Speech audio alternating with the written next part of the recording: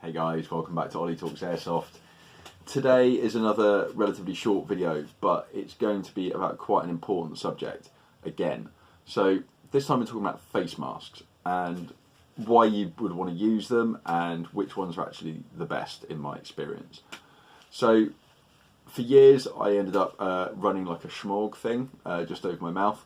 But what it ended up doing is just heating everything up, and my goggles would fog up. And so I switched over to a full mesh mask, and that stopped the problem.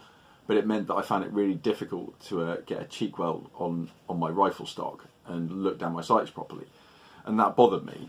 And so basically these came out. And I think this is probably what most people are going to be using.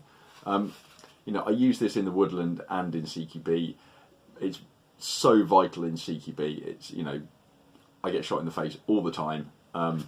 Not getting your teeth knocked out is great, obviously, but I still wear them in the woodland. But I actually do a modification to my one. So as you can see, you get the mesh down the middle, so that covers your nose, your chin, and your teeth, and everything like that.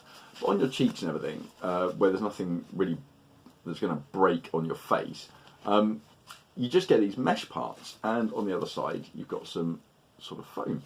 Now that's all very well, but it's also quite thick, and so I don't actually normally use this particular one. This is the black one is a spare one that I usually lend to friends, but I didn't realise that I haven't done the modification on this that I normally do to my ones, so we're going to do it.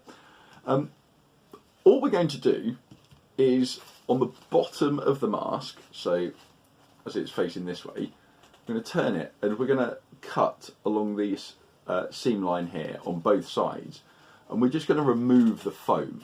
So all that's going to allow us to do is get a better cheek weld on the gun, and you've still got 2 layers of protection, so you've still got loads and loads of protection, but you just don't have that extra annoying foam and that extra depth that you have to deal with. It also makes it a bit more comfortable on your face as well, I've found. So let's just let's get in here and slice this up. Again, look, I'm not doing it particularly professionally. Just get the knife in, work it down. That's fine. So when you reach in, you'll get some stuff like this. And this is the bit that you're trying to get out. So you want to reach in and try and pull as much of it out as in one piece as you possibly can, so you don't have to keep going back in. So there we go. I've got quite a large amount of it out there, and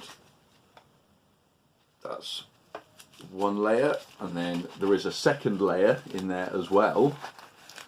I can't remember if I had this on my last one, but certainly this one is double layered. So there, loads of it come out. Great stuff. Okay, so now let's compare the side that I've done. So this is the one that I've done. It's all removed. We've still got this porous layer, and we've still got that layer there. So still plenty of protection. You're not really losing out on any face protection there. But this side, you can see, much thicker, much less bendy, much less flexible. So if I put this on, if I put it on the right way up, so there on this side, I can now get a really good cheek weld. So let's grab a rifle, let's get the Type 89. So on here, I can get right in, basically. So when it's up here, I can get in, and it's pretty comfortable. On here, it's kind of dull. I get less of a sense of where the rifle is compared to my face.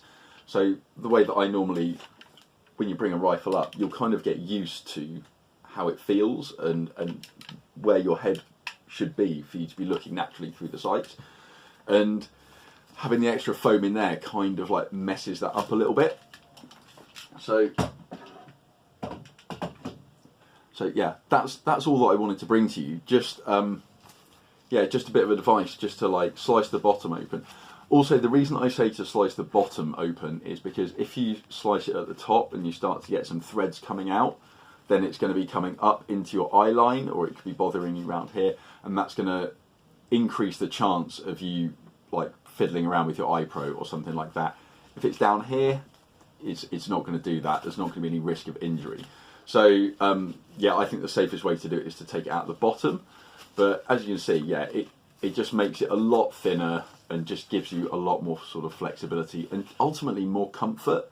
And yeah, I've been shot on this.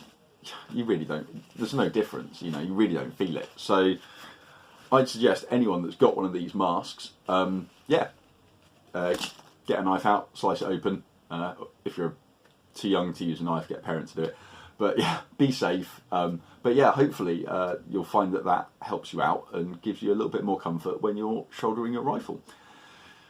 There you go. Until the next time, take care.